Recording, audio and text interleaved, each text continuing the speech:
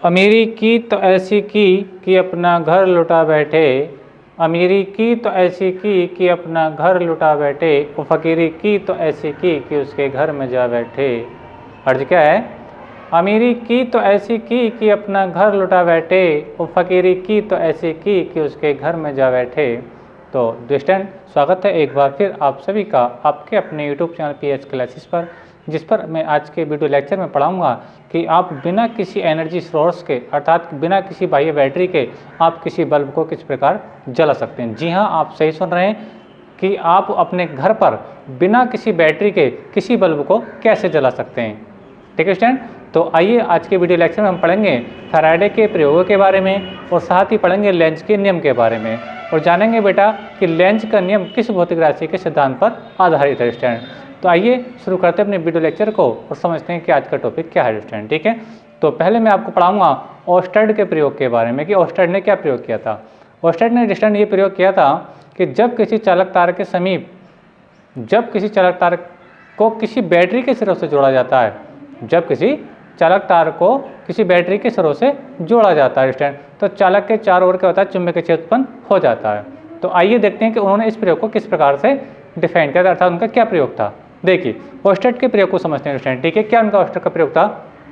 जैसा कि स्टूडेंट आप लोग देख रहे हैं कि देखिए ए बी कोई चालक तार है और इन्होंने किसी बैटरी से कनेक्ट कर रखा है।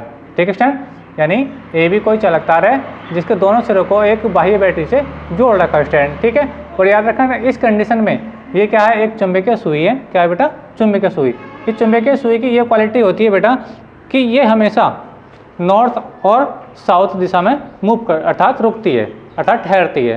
कहने का तात्पर्य मेरा ये है कि ये चुंबकीय सुई पृथ्वी के चुंबकीय क्षेत्र के कारण, पृथ्वी के चुंबकीय क्षेत्र के कारण हमेशा उत्तरी और दक्षिणी दिशा में ठहरती है स्टैंड। तो पृथ्वी का चुंबकीय क्षेत्र क्या होता है स्टैंड, मैंने इससे पिछले वीडियो लेक्चर में डिस्कस किया है। तो जिन लोगों ने मेरा वो वीडियो नहीं देखा है कि पृथ्वी का चुंबकीय क्षेत्र क्या होता है, इससे प्रीवियस लेक्चरों को जब देखेंगे तो आपको पूरा जानकारी प्राप्त हो जाएगी स्टूडेंट। ठीक है, तो चुंबकीय सुई की ये विशेषता होती है बेटा कि पृथ्वी के चुंबकीय क्षेत्र के कारण वो हमेशा स्वतंत्रता पूर्वक लटका कर छोड़ दें तो वो उत्तरी और दक्षिणी दिशा में ठहरती है स्टैंड। ठीक है, तो जैसा कि आप देखें स्टैंड, यही वो चुंबकीय सुई है, ये इसका एन ध्रुव है, ये इसका एस ध्रुव है स्टैंड। ठीक है, और हमने क्या किया, इस चुंबकीय सुई को, ये कोई तार है ए बी, ठीक है स्टैंड, अब ए बी के हमने इसको पास में रख दिया, और इस तार ए बी को हमने क्या किया, किसी बाह्य बैटरी से, आप देख रहे हो स्टैंड, हमने इसको कनेक्ट कर दिया।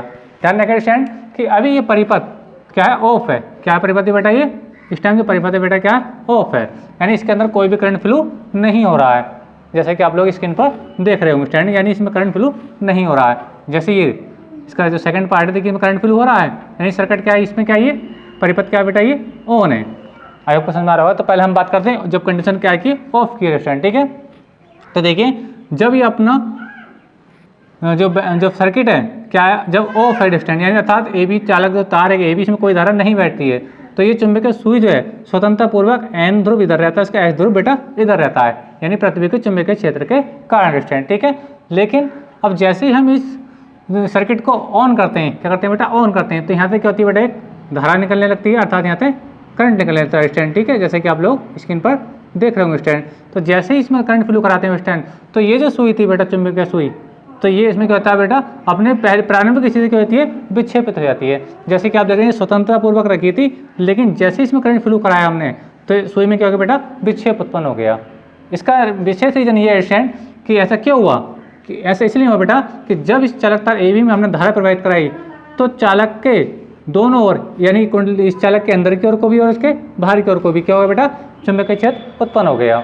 अगर चुंबकीय क्षेत्र उत्पन्न नहीं होता स्टैंड, तो ये सुई सेम पहले की कंडीशन में रखी रहती, जैसे इस कंडीशन में रखी थी वैसे इस कंडीशन में रखी रहती, लेकिन ऐसा नहीं हुआ। आई होप समझ आ रहा होगा कि ओस्टर्ड ने अपने प्रयोग में बताया कि जब किसी चालक तार के सिरों को बैटरी के सिरों से जोड़ा जाता है स्टैंड, ठीक है, तो उस चालक के चारों ओर क्या होता है बेटा, चुंबकीय क्षेत्र उत्पन्न हो जाता है। और उसकी खोज उन्होंने किस प्रयोग से करी थी, वो इस प्रयोग से करी थी। ठीक है, यानी उन्होंने तार ए बी को किसी बाह्य बैटरी से जोड़ा, जोड़ने के बाद चुंबकीय सुई को उसके पास रखा।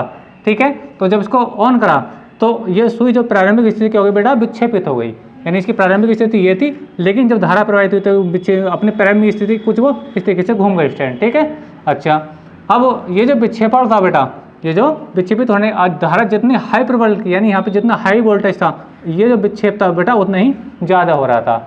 यानी जब ये करंट हल्का कर रहे थे, ठीक है, तो ये विक्षेप थोड़ा कम हो रहा था, लेकिन जितना हैवी करंट इसके अंदर तार के अंदर फ्लो हो रहा था, ये विक्षेपण उतना ही ज़्यादा हो रहा था, यानी ये स्थिति अपनी प्रारंभिक स्थिति ज़्यादा विक्षेपित हो रही थी स्टैंड, ठीक है। अच्छा, फिर उन्होंने ये किया कि उन्होंने धारा की दिशा को चेंज कर दिया। इसमें आप देख रहे हो स्टैंड, धारा इधर से इधर की ओर बह रही है बी में, यानी ए से बी की ओर बह रही है, लेकिन इसमें आप देखें स्टैंड तो धारा बी से ए की ओर बह रही है, ठीक है स्टैंड। यानी इन्होंने बैटरी के टर्मिनल को चेंज कर दिया, यानी पॉजिटिव इधर है, नेगेटिव इधर है, तो करंट क्या होता है हमेशा पॉजिटिव से निकलता है। ये तो आप पहले से जानते हैं कि ये करंट की डायरेक्शन जो ए से बी की ओर नहीं है, बी से ए की ओर को है, जबकि ये डायरेक्शन क्या है, ए से बी की ओर को, धारा बह रही ए से बी की ओर नहीं, ये इसकी धारा की दिशा है स्टैंड। लेकिन इस वाले तार में क्या है बेटा, तार यही है, लेकिन धारा दिशा इसमें क्या है, बी से ए की ओर को है। बेटा जब धारा की दिशा को उन्होंने बदला, धारा की दिशा को बदला, तो इस सुई की विक्षेपित होने की दिशा भी चेंज हो गई। पहले तो देखिए आप देख रहे होंगे कि इस टाइप से है एन एस, लेकिन अब आप एन ऊपर है, एस नीचे की और ऐसे आपको दिख रहा होगा, लेकिन इस कंडीशन में आप देख रहे हो कि एन नीचे हो चुका है, जैसे कि आप लोग देख रहे हैं स्टैंड, कि एन पहले ऊपर था, अब एन नीचे है, जो एस नीचे था वो एस बेटा ऊपर हो गया, यानी धारा की दिशा चेंज करने पर इसके विक्षेपण की जो स्थिति थी वो भी क्या हो गई बेटा, विक्षेपित होने की जो दिशा थी वो भी चेंज हो गई स्टैंड, ठीक है। तो ये चेंज इसलिए हुई बेटा कि जब हमने इस तार के अंदर करंट फ्लो कराया तो इस तार के चारों ओर क्या हो गया बेटा, चुंबकीय क्षेत्र उत्पन्न हो गया, और इसी को बोला जाता है बेटा विद्युत धारा का चुंबकीय प्रभाव। अर्थात जो ऑस्टेड जो वैज्ञानिक थे उन्होंने सन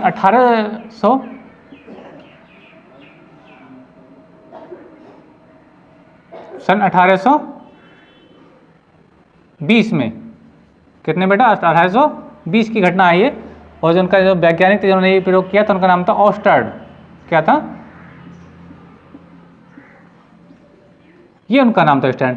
तो ये घटना क्या थी बेटा, 1820 की थी, उन्होंने ये एक्सपेरिमेंट किया था, ठीक है। तो ऑस्टर्ड ने अपने प्रयोग के आधार पर यह बताया कि जब किसी चालक तार के अंदर किसी बाह्य बैटरी से करंट फ्लो कराया जाता है तो उस तार के चारों ओर क्या होता है बेटा, चुंबकीय क्षेत्र उत्पन्न हो जाता है स्टैंड, जैसा कि इन्होंने अपने इस एक्सपेरिमेंट से प्रूव किया था। लेकिन अब सवाल ये था कि जब विद्युत धारा चुंबकीय क्षेत्र उत्पन्न कर सकती है, बात को समझना, टर्निंग पॉइंट है आज की वीडियो का, कि जब विद्युत धारा, ठीक है, चुंबकीय क्षेत्र उत्पन्न कर सकती है, तो सवाल ये था कि चुंबक को भी विद्युत क्षेत्र उत्पन्न करना चाहिए। यानी यहाँ पे हमने देखा कि ये कोई बैटरी थी, हमने बैटरी को जब तार के साथ जोड़ा तो यहाँ पे विद्युत क्षेत्र तो आया, लेकिन विद्युत क्षेत्र से क्या हुआ, चुंबकीय क्षेत्र उत्पन्न हो गया। वो हमें कैसे पता चला कि जो इसकी ये जो चुंबकीय सुई थी जो अपनी प्रारंभिक स्थिति से क्या हो गई, विक्षेपित हो गई, ठीक है स्टूडेंट। तो सवाल ये था कि चुंबक को भी विद्युत क्षेत्र उत्पन्न करना चाहिए, ठीक है।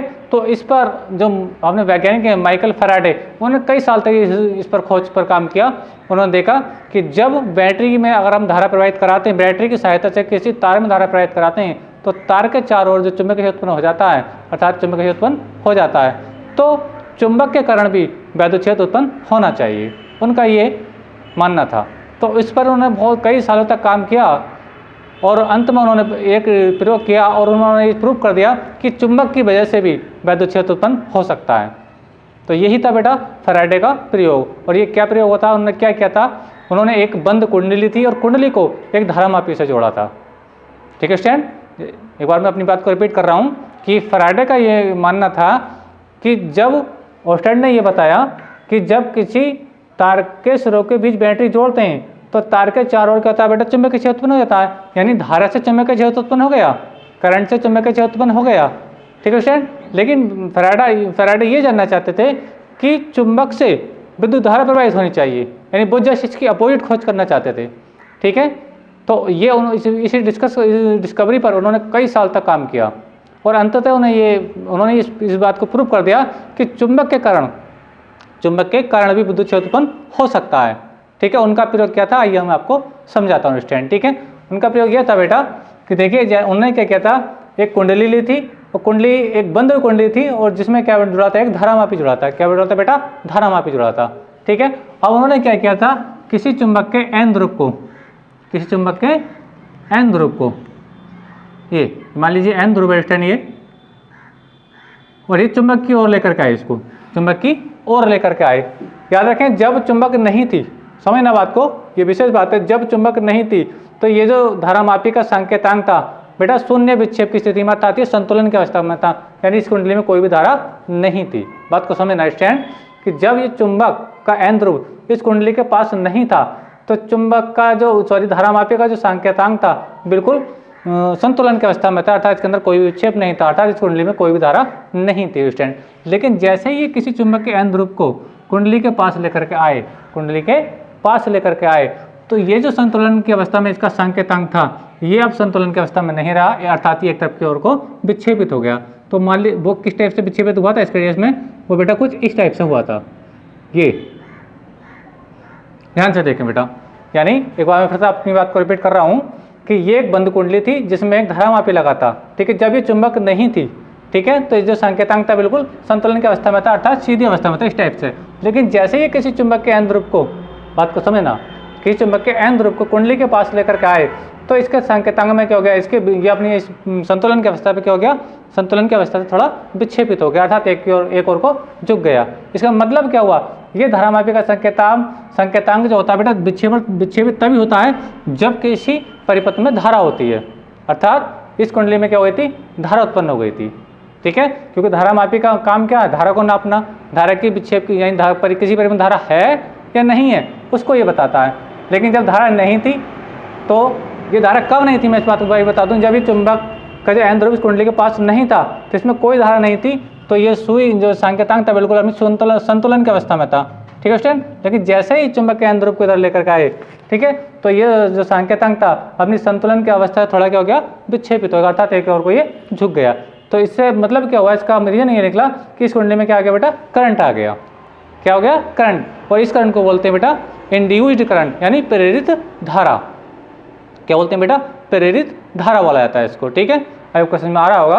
अब देखिए मैं इस बात को आपको मैं और एनालिसिस अच्छे तरीके से करके दिखाता हूँ कि उनका मेन क्या प्रयोग था। देखिए यहाँ पे उन्होंने क्या किया था, एक बल्ब जोड़ा था। क्या जोड़ा था, एक बेटा बल्ब, ये उन्होंने क्या करा बेटा, बल्ब जोड़ा। अब बल्ब जोड़ा तो उन्होंने क्या किया स्टूडेंट, जैसे ही उन्होंने चुंबक को इस ओर को आए हुए और चुंबक को कुंडली के समीप को लेकर आए, तो बल्ब क्या हो गया, तेजी से बेटा क्या हो गया, जल उठा। तेजी से क्या हुआ, जल गया, ठीक है। यानी इससे किरणें निकलनी शुरू हुई थी, यानी कि जैसे ही हम चुंबक के n ध्रुव को कुंडली की ओर लेकर के आए, ठीक है स्टूडेंट। अब धारामापी में मत जाइए, मैं आपको रियल कंडीशन दिखाना चाहता हूँ कि उन्होंने क्या किया था। देखिए जब चुंबक के n ध्रुव को कुंडली की ओर लेकर के आए, ठीक है, तो ये क्या हो गया बेटा, बल्ब एकदम से तेजी से जल गया। लेकिन जैसे ही उन्होंने चुंबक को कुंडली के पास ला करके रोका, क्या करा, रोका, तो बल्ब जो था एकदम तेजी से क्या हो गया बेटा, बुझ गया, अर्थात यहाँ से करंट जो होगा इसका खत्म हो गया।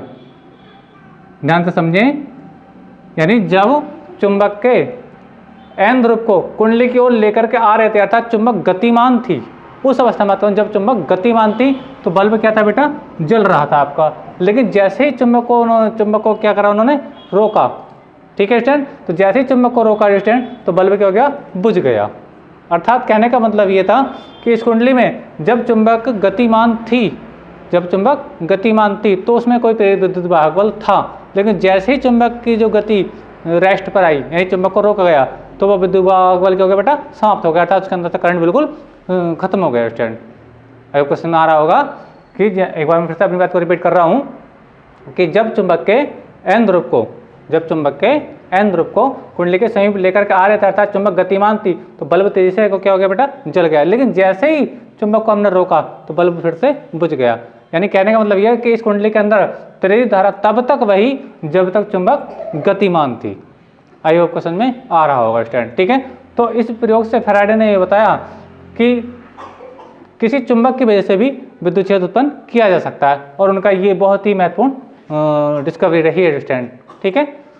अब देखिए, अब मैं इसके जस्ट ऑपोजिट आपको पढ़ाना चाहूँ स्टूडेंट। अब देखिए कि मैं किसी चुंबक के n ध्रुव को, अभी आप देख रहे होंगे स्टूडेंट कि ये जो धारामापी लगा है, ठीक है, ये संतुलन की अवस्था में, यानी इस कुंडली के अंदर कोई भी धारा नहीं है। अब हम देखिए, मैं जस्ट इसके अपोजिट बताना चाहता हूँ आपको। मान लीजिए ये कोई n ध्रुव है, क्या बेटा, n ध्रुव है। अभी मैं इसकी धारा की डायरेक्शन भी बताऊंगा आप लोगों की, धारा की डायरेक्शन किधर आएगी, ठीक है स्टूडेंट।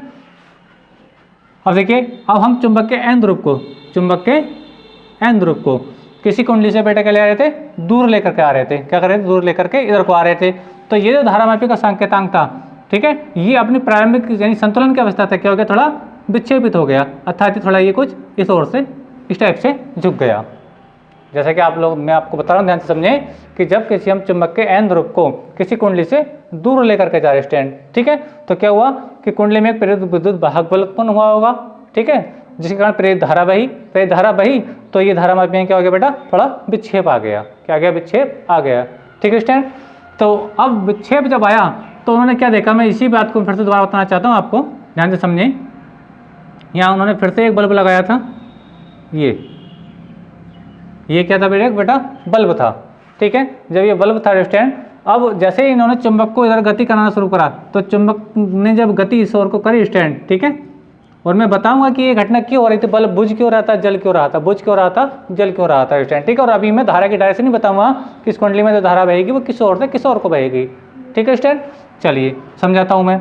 देखिए, जब चुंबक के n ध्रुव को किसी कुंडली से दूर लेकर, जब ये जो तुम्हारा n ध्रुव है गति अवस्था में था, तो बल्ब क्या होता बेटा, तेजी से जल गया।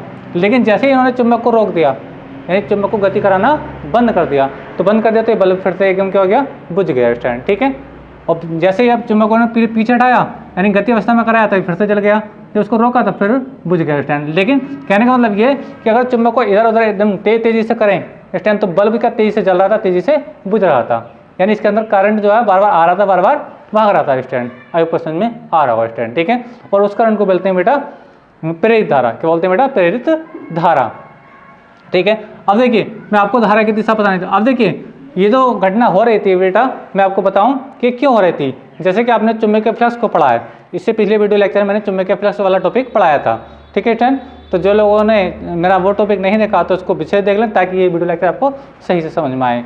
देखिए, हम जानते हैं किसी चुंबक के, चलिए मैं इसको अब साफ कर देता हूँ, इसकी आवश्यकता नहीं है। याद रखें, ये जो डिस्कवरी थी 1820 की थी, जो ओस्टेड ने कहा था। ओस्टेड ने ये कहा था, जब किसी चालक तार में धारा प्रवाहित की जाती है तो चालक तार के चारों ओर क्या होता है बेटा, चुंबकीय क्षेत्र उत्पन्न हो जाता है, ठीक है। तो इसके जस्ट अपोजिट माइकल फैराडे ने ये डिस्कवरी की कि किसी चुंबक को अगर किसी बंद कुंडली के सापेक्ष आपेक्षिक गति कराई जाए, तो उसमें भी क्या होता है बेटा, एक प्रेरित धारा बहने लगती है, अर्थात विद्युत क्षेत्र उत्पन्न हो जाता है। और उसको उन्होंने क्या देखा था, एक बंद कुंडली थी स्टैंड, और बंद कुंडली लेने के बाद उसमें एक क्या लिया था, एक धारा मापी लिया था, जिससे कि पता चल जाएगा कुंडली में धारा है या नहीं है स्टैंड, ठीक है।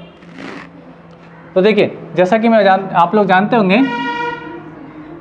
ये मान लीजिए ये n ध्रुव है और ये s ध्रुव है। मैं थोड़ा बाहर लिख देता हूँ। मान लीजिए चुंबक, चलिए यहाँ n, इसको थोड़ा बड़ा करके देख लेते हैं। ये कोई बार मैग्नेट है, अर्थात दंड चुंबक। तो आप जानते हैं कि हमेशा चुंबकीय बल रेखाएं n ध्रुव से क्या होती हैं बेटा, बाहर निकलती हैं, n ध्रुव से बाहर निकलती हैं, इस टाइप से, ठीक है स्टैंड। ये और ये कुछ इस टाइप से घूमती हैं स्टैंड, ये इनकी ये कंडीशन होती है। नीचे से देखना चाहो तो ये, यानी इधर से चुंबकीय बल रेखाएं निकल रही थी और इसके अंदर आकर के बेटा एंट्री कर रही थी।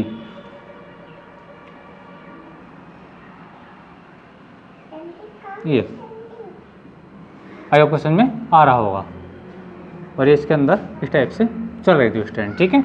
अच्छा, अब देखिए, मान लीजिए ये जैसे कि ये तार का आप ये एक फेरा देख रहे हैं स्टैंड, तार का एक फेरा, मान लीजिए वो एक फेरा बेटा वो ये है, वो एक फेरा।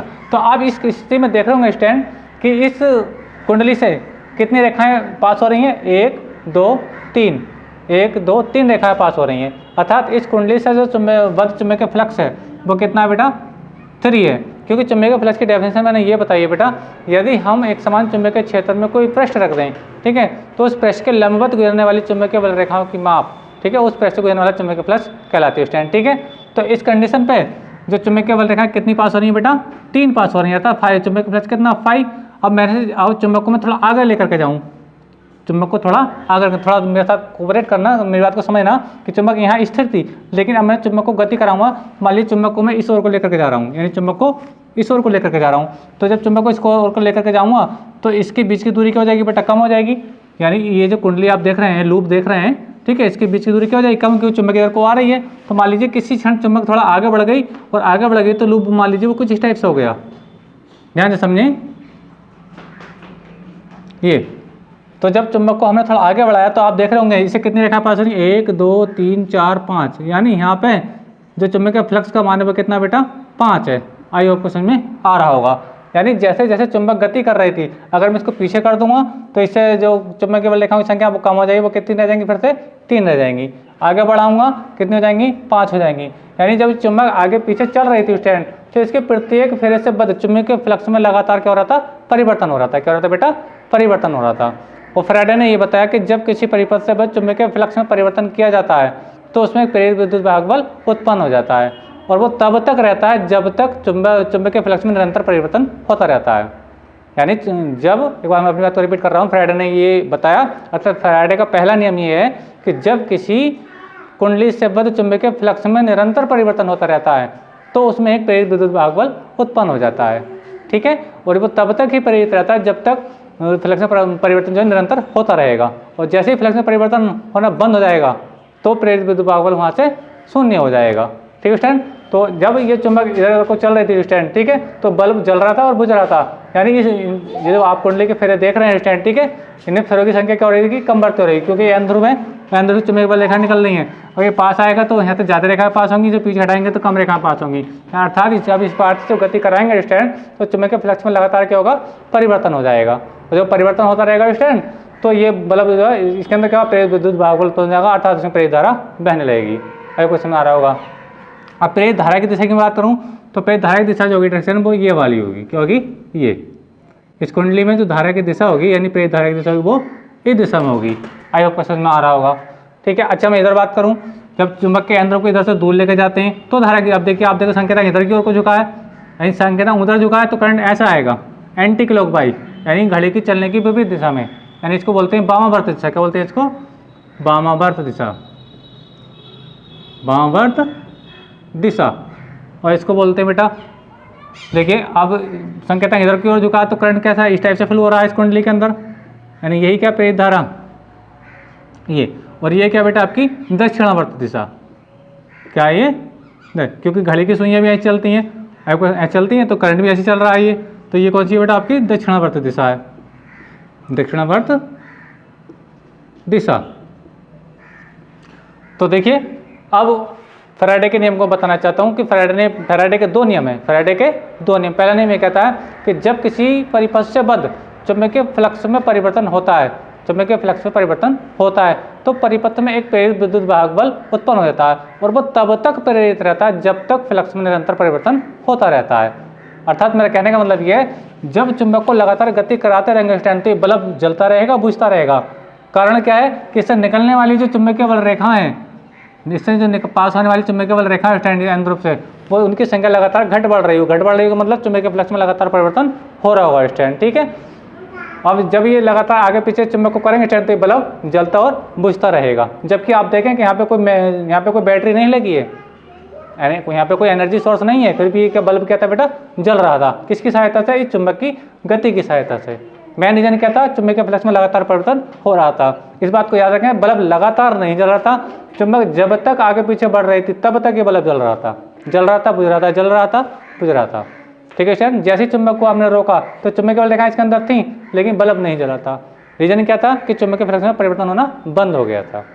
चुंबक लगातार गति कराए हुए आप लोग तो लगातार बल्ब जलेगा और बुझेगा स्टैंड। आई होप क्वेश्चन में आ रहा है स्टैंड। ठीक है, अच्छा अब फैराडे का दूसरा नियम को मैं डिस्कस करना चाहता हूँ। फैराडे का दूसरा नियम क्या था, ठीक है। पहला नियम आपको ध्यान से समझिए। पहले नियम को इस प्रकार भी परिभाषित करते हैं, किसी परिपथ में प्रेरित विद्युत वाहक बल अथवा प्रेरित धारा की दिशा, किसी परिपथ में प्रेरित विद्युत वाहक बल अथवा प्रेरित धारा की दिशा सदैव ऐसी होती है कि वो उस कारण का विरोध करती है जिस कारण वो स्वयं उत्पन्न होती है। तो इसका पहला नियम है।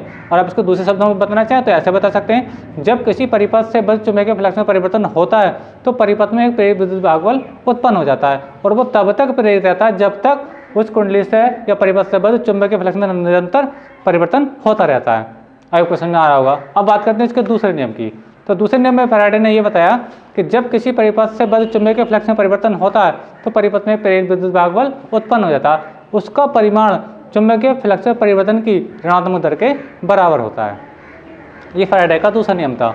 एक बार फिर रिपीट कर रहा हूँ, जब किसी परिपथ से बद्ध चुंबकीय फ्लक्स में परिवर्तन होता है तो परिपथ में एक प्रेरित विद्युत वाहक बल उत्पन्न हो जाता है, जिसका परिमाण फ्लक्स में परिवर्तन की ऋणात्मक दर के बराबर होता है। चलिए अब मैं इसको लिख करके समझाता हूँ, मैं आपसे क्या कहने का प्रयास कर रहा हूँ। देखिए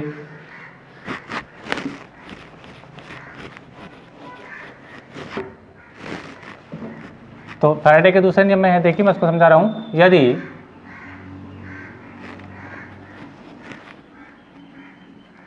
यदि किसी परिपथ में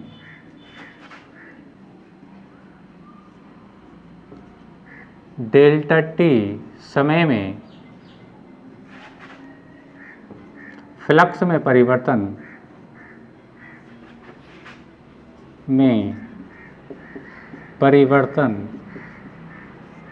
डेल्टा फाई हो, तब परिपथ में उत्पन्न प्रेरित विद्युत भागवल, परिपथ में उत्पन्न प्रेरित, शॉर्ट में लिख दिया विद्युत वाहक बल, शॉर्ट में लिखा प्रेरित विद्युत वाहक बल। तो बेटा इसको ऐसे भी लिखते हैं, एनसीईआरटी वाली बुक में ऐसे लिखा है और साइड बुक में बेटा कैसे लिखा है, वो ऐसे लिखा है ई की तरह। प्रेरित विद्युत वाहक बल को इस टाइप से भी लिखा जाता है स्टूडेंट, और वो इस टाइप से भी लिखा जाता है, तो कैसे भी समझ लें स्टूडेंट, ठीक है। चलिए ये बताया उन्होंने कि जो प्रेरित विद्युत वाहक बल है, फ्लक्स में परिवर्तन की ऋणात्मक दर, फ्लक्स में परिवर्तन तो delta phi upon delta t, लेकिन ऋणात्मक दर के बराबर होता है। अब ये माइनस क्यों आता है, इसका आपको आगे जब आगे में लेक्चर आएंगे स्टूडेंट तो आपको पता चलेगा कि माइनस क्यों आता है स्टूडेंट, ठीक है। Delta phi upon delta t, ठीक है। यदि परिपथ एन फेरो वाली कुंडली है, यानी इसके अंदर फेरो की संख्या, अगर बात करूँ तो फेरो की संख्या कितनी हो बेटा, एन हो, कितनी हो, एन हो। यदि परिपथ एन फेरो वाली कुंडली हो, क्या हो बेटा, एन फेरो वाली कुंडली हो, तब क्या होगा, देखिए यदि परिपथ एन फेरों वाली कुंडली हो, तब ई बराबर हो जाता है minus n delta phi upon delta t, या एन को इसके साथ रखिए, ई बराबर हो जाएगा माइनस डेल्टा और ये n phi upon delta t. तो स्टूडेंट ई बराबर होता है ई, अगर हम बात करें केवल एक लूप के लिए, तार के एक फेरे के लिए, जैसे कि आपको एक फेरा दिख रहा है, तो प्रेरित विद्युत बल का मान रहेगा minus delta phi upon delta t, ठीक है। टी अपॉन में इसका मतलब ऊपर क्या, फाई, फाई क्या, चुंबकीय फ्लक्स, तो चुंबकीय फ्लक्स में परिवर्तन की दर, ठीक है। ये क्या है, चुंबकीय फ्लक्स में परिवर्तन की दर, ठीक है स्टूडेंट। अच्छा, अब परिपथ एक मतलब एन फेरो वाली कुंडली हो, कितनी फेरो, एन फेरो वाली, तो अब एक फेरे से उत्पन्न जो एक फेरे से बद जो प्रेरित विद्युत बल था वो इतना था, लेकिन अब फेर हो चुके हैं बेटा एन, तो एन से हम क्या कर देंगे, गुणा कर देंगे, क्या कर देंगे बेटा, गुणा कर देंगे। तो जब गुणा करेंगे तो क्या हो जाएगा, n delta phi upon delta t. अब मैं एन को फाई के साथ देखूंगा तो बेटा एन फाई हो जाएगा, और ये, और जहाँ एन फाई क्या है बेटा, चुंबकीय फ्लक्स घनत्वताओं की संख्या है। मैं लिख देता हूँ इस चीज़ को, जहाँ एन फाई चुंबकीय फ्लक्स ग्रंथिताओं की संख्या है, ग्रंथिताओं की संख्या है। अब देखिए चुंबकीय फ्लक्स ग्रंथिताओं की संख्या है, और इसका एक बात हो रहा है कि इसका मात्रक जो होता है, इसका मात्रक किसका, एन फाई का मात्रक, किसका, एन फाई का मात्रक क्या होता है, वेबर टर्न होता है। याद रखना, बहुत इंपॉर्टेंट बात है, इसका मात्रक, इसका मात्रक वेबर टर्न, बहुत विशेष बात याद रखना, चुंबकीय फ्लक्स ग्रंथिताओं की संख्या का जो मात्रक होता है वो वेबर टर्न होता है। क्या होता है, वेबर टर्न होता है। अब ये चुंबकीय फ्लक्स ग्रंथिताओं की संख्या होती क्या रियल में, आपने किसी इलेक्ट्रिशियन की दुकान पे बिजली का पंखा या विद्युत मोटर खुला हुआ देखा होगा, तो आपने देखा होगा कि कॉपर के बहुत सारे तार जो होते हैं वो इस टाइप से फंसे रहते हैं, है ना। आपने देखा कि जब बिजली का पंखा आपने खुला हुआ देखा हो, या विद्युत मोटर जो घरों में चलने वाले होते हैं खुला हुआ कभी देखें आप, तो देखेंगे कि तापर कवर के बहुत सारे फेरे एक दूसरे इस टाइप से कहते हैं बेटा, आप एक दूसरे में कनेक्ट रहते हैं, तब बंद रहते हैं, तो उसको बोला जाता है चुंबकीय फ्लक्स ग्रंथिताओं की संख्या स्टैंड, ठीक है। आयोग प्रश्न में आ रहा होगा स्टैंड, तो याद रखें चुंबकीय फ्लक्स ग्रंथिताओं की संख्या का जो मात्रा था वेबर टर्न होता है स्टैंड, ठीक है, होता है। तो आयोग को आपको समझ में आया होगा, ये फैराडे का दूसरा नियम है। और याद रखें इस नियम को न्यूमैन का नियम भी कहते हैं, क्या कहते हैं बेटा, इसे न्यूमैन का नियम भी कहते हैं। क्या कहते हैं, न्यूमैन, न्यूमैन का नियम भी कहते हैं स्टूडेंट, इसे न्यूमैन का नियम भी कहते हैं। तो ये था इसका दूसरा नियम जो आपसे बोर्ड एग्जाम में पूछा जाता है। और इसका पहला नियम वो केवल थ्योरिकल था, वो मैंने आपको बताया। उसको दो प्रकार से परिभाषित करते हैं। पहले नियम को एक बार से मैं फिर रिपीट कर रहा हूँ। दूसरा नियम तो ये हो गया स्टूडेंट, ठीक है। पहला नियम क्या था कि यदि किसी परिपथ से चुंबकीय फ्लक्स में परिवर्तन होता है तो परिपथ में एक प्रेरित विद्युत भागबल उत्पन्न होता है। वो तब तक प्रेरित रहता है जब तक फ्लक्स में परिवर्तन निरंतर होता रहता है, ठीक है स्टूडेंट। अब इसको दूसरे शब्दों में परिभाषित करो तो ऐसा कह सकते हैं, किसी परिपथ में प्रेरित विद्युत भागबल अथवा प्रेरित धारा की दिशा सदैव ऐसी होती है कि वो उस कारण का विरोध करती है जिस कारण वो स्वयं उत्पन्न होती है। आइए अब मैं इस चीज़ को बताना चाहता हूँ, और इसी को लेंज का नियम भी कहते हैं। इसी को फैराडे का जो दूसरा नियम है, अर्थात जो फैराडे का पहला नियम है वही लेंज का नियम है। वही क्या है? लेंज का नियम। लेंज का नियम का स्टेटमेंट भी यही है। मैं एक बार रिपीट कर रहा हूँ, किसी परिपथ में प्रेरित विद्युत भागबल अथवा प्रेरित धारा की दिशा सदैव ऐसी होती है कि वो उस कारण का विरोध करती है जिस कारण वो स्वयं उत्पन्न होती है। इसे लेंज का नियम कहते हैं। तो याद रखें, फैराडे का पहला नियम और लेंज का नियम बिल्कुल सेम बात है। क्या है बेटा? सेम बात है, ठीक है। चलिए बताता हूँ। अब देखिए, चुंबक इधर आ रही है, चुंबक के ध्रुव को एन ध्रुव को हम इधर लेकर के जा रहे हैं, ठीक है। अब वो जैसे वो इसको अपोज करें तो अपोज कब करती है, अर्थात इसका विरोध कब करती है? जब चुंबक के पास वाला कुंडली का अक्षर क्या हो जाए बेटा? एन ध्रुव हो जाए। क्या हो जाए? एन ध्रुव हो जाए। क्या हो जाए? एन ध्रुव। क्योंकि आप लोग जानते हैं बेटा कि चुंबक के एन ध्रुव, मैं लगता समझा देता हूँ इधर को, ठीक है। मैं इधर देखिए इधर बता रहा हूँ थोड़ी सी बात। अगर दो ध्रुव आपके अगर एन है, ये एन ध्रुव है और ये भी क्या है बेटा? एन ध्रुव है, तो एक दूसरे क्या कर देंगे बेटा? ये प्रतिकर्षित करेंगे। आयोग क्वेश्चन में बात करें हम एस की, एक एस ध्रुव और एक दूसरा भी एस ध्रुव, तो ये भी एक दूसरे को क्या करते हैं बेटा? प्रतिकर्षित करते हैं। लेकिन अगर एक रहे एन और दूसरा रहे आपका ये एन है और ये एस है, तो एक दूसरे क्या करते हैं बेटा? ये आकर्षण करते हैं। अर्थात चुंबक के समान ध्रुव एक दूसरे को क्या करते हैं बेटा? प्रतिकर्षित करते हैं, और जबकि विपरीत ध्रुव एक दूसरे को आकर्षित करते हैं। जैसे कि आपने पहले लेक्चर में पढ़ा, पहले पार्ट में पढ़ा था कि समान आवेश एक दूसरे को प्रतिकर्षित करते हैं, विपरीत आवेश एक दूसरे को आकर्षित करते हैं, ठीक है। तो अब ये विरोध इसका, ये कुंडली चुंबक के एन ध्रुव का अपने पास आने का तब विरोध कर सकती है जब इस चुंबक के पास वाला कुंडली का सिरा क्या बन जाए बेटा? एन ध्रुव बन जाए। क्या बन जाए बेटा? एन ध्रुव, ठीक है। क्योंकि एन में हमेशा क्या होगा बेटा? प्रतिकर्षण होगा। आयोग क्वेश्चन में आ रहा होगा, यानी कुंडली में एक प्रेरित धारा उत्पन्न हुई, किसकी वजह से? इसकी वजह से। इसकी वजह से इसके अंदर कुंडली में धारा आई क्यों? क्योंकि फ्लक्स में लगातार परिवर्तन हुआ, और फ्लक्स में परिवर्तन हुआ तो स्टूडेंट क्या हुआ कि परिपथ में प्रेरित धारा बहने लगी, ठीक है स्टूडेंट। और वो धारा वो अर्थात ये कुंडली उस चुंबक के एन ध्रुव का अपने पास आने का विरोध करने लगी। लेकिन ये विरोध तभी करेगी जब चुंबक के पास वाला कुंडली का अक्षर क्या हो जाए बेटा? एन ध्रुव हो जाए। और जब ये एन ध्रुव होगा तो हमेशा क्या होगी? ये कुंडली चुंबक को बाहर की ओर धक्का देगी स्टूडेंट, ठीक है। इस घटना को ऐसे भी समझ सकते हैं, अगर चुंबक को स्थिर रखें, चुंबक को स्थिर रखें तो कुंडली को इधर उधर अगर हम गति कराएं स्टूडेंट, तब भी ये घटना आपको देखने को मिल सकती है स्टूडेंट, ठीक है। जरूरी नहीं है चुंबक गति करे, कभी कुंडली को आप आगे पीछे गति करेंगे स्टूडेंट तो भी ये घटना आपको सेम देखने को मिलेगी। अच्छा, अब इसको समझते हैं कि अब चुंबक का जो एन ध्रुव दूर जा रहा है, ठीक है, जबकि इसको विरोध करना है, कुंडली क्या करना है बेटा? विरोध। क्योंकि इसका स्टेटमेंट ही है कि किसी परिपथ में प्रेरित विद्युत भागबल अथवा प्रेरित धारा की दिशा सदैव ऐसी होती है कि वो उस कारण का विरोध करती है इस कारण वो स्वयं उत्पन्न होती है। जब ये चुंबक का एन ध्रुव इसके पास था, मतलब इसके पास रखा था, तो इसमें कोई धारा नहीं थी, कोई विद्युत भागबल नहीं था, और ये संकेतांक अपनी संतुलन की अवस्था में था। जैसे हमने इसको खींच करके लेकर आए तो इसमें क्या हुआ कि अपनी जो संकेतांक था अपनी प्रारंभिक स्थिति से क्या हो गया? विक्षेपित हो गया, और जब विक्षेपित हो गया तो जाहिर सी बात है इसके अंदर कोई ना कोई धारा बहने लगी, ठीक है। अब धारा को करना है इसका विरोध, तो इसका विरोध करने के लिए क्या होना चाहिए बेटा? यहाँ पे एस ध्रुव बनना चाहिए। क्या होना चाहिए? एस ध्रुव, ठीक है। क्योंकि एन और एस में हमेशा क्या होता है? आकर्षण होता है, लेकिन चुंबक जा रही है दूर, तो ये कुंडली इसका दूर जाने का क्या करेगी बेटा? विरोध करेगी, ठीक है स्टूडेंट। अब बात करते हैं कि क्वेश्चन पूछा जाता है कि लेंज का नियम किस भौतिक राशि के संरक्षण पर आधारित है। बहुत इंपॉर्टेंट टॉपिक, याद रखें, कई बार एग्जाम पूछा गया कि लेंज का नियम किस भौतिक राशि के संरक्षण सिद्धांत पर आधारित है। तो मैं आपको बताऊं कि लेंज का नियम ऊर्जा संरक्षण सिद्धांत के आधार पर आधारित है। समझे बात को? लेंज का नियम ऊर्जा संरक्षण सिद्धांत पर आधारित है, ठीक है स्टूडेंट। अब वो कैसे? देखिए, समझे बात को। देखिए, जब हम चुंबक के एन ध्रुव को किसी कुंडली के पास लेकर के आ रहे हैं, किसी कुंडली के पास लेकर के आए, तो हमें कोई यांत्रिक कार्य करना पड़ रहा है। ध्यान समझें, ऐसा तो नहीं है कि जादू से उड़ के चली जाएगी इधर को, ठीक है, किसी ना किसी सिस्टम से। तो हम इसको इधर को लेकर के, यानी चुंबक के जब एन ध्रुव को इधर लेकर के जा रहे हैं कुंडली की ओर को, तो हमें कोई काम करना पड़ रहा है, या हम चुंबक के एन ध्रुव को हम इधर को लेकर आ रहे हैं, दूर को लेकर आ रहे हैं, तब भी हमें कोई ना कोई काम करना पड़ रहा है। उस काम को बोलते हैं यांत्रिक कार्य। क्या बोलते हैं बेटा? यांत्रिक कार्य, ठीक है। अब जब हम इस चुंबक को इधर लेकर जाएं या इधर लेकर के आए, तो हमें कोई कार्य करना पड़ा, लेकिन कार्य करने से हमें क्या हुआ कि यही कार्य हमें क्या दे रहा है, करंट दे रहा है, क्या दे रहा है बेटा, एनर्जी दे रहा है। यानी हमारी जो यांत्रिक ऊर्जा है हमारे द्वारा की गई वो हमें काय के रूप में मिल रही है, विद्युत ऊर्जा के रूप में मिल रही है। ये जो बल्ब जल रहा था इससे क्या हो रहा था, हमें क्या प्राप्त हो रही थी बेटा, विद्युत प्राप्त हो रही थी।